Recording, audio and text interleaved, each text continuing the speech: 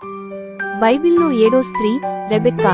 Rebecca బైబిల్లో ఒక అందమైన, ముఖ్యమైన స్త్రీ. ఆమె బెతూయేలు కుమార్తె, అబ్రాహాము సోదరుడు నాహోరు మనవరాలు.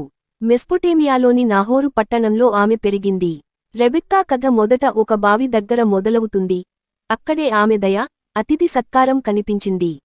అబ్రాహాము వృద్ధుడవుతున్నప్పుడు తన కుమారుడు ఇస్సాకు కోసం ఒక భార్యను వెతకమని తన సేవకుడు ఎలియేజరును పంపాడు.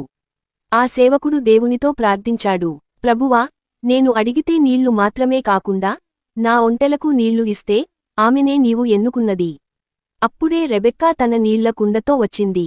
ఆమె ఆ పరదేశికి మాత్రమే కాదు, అతని ఒంటెలకు నీళ్లు ఇచ్చింది. అదే ఆమె దయగల హృదయానికి సంకేతం. దేవుని జవాబు ఇదే అని సేవకుడు వెంటనే గ్రహించాడు. ఆ తర్వాత రెబెక్కా కుటుంబాన్ని కలిశాడు.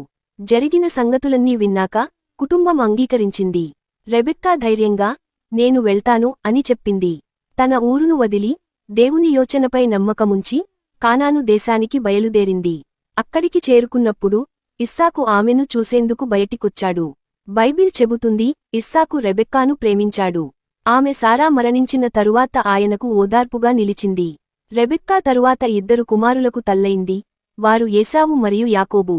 వారు గర్భంలో ఉండగానే దేవుడు తెలిపాడు, నీ గర్భంలో 2 జాతులు ఉన్నాయి. పెద్దవాడు చిన్నవాడికి లోబడును.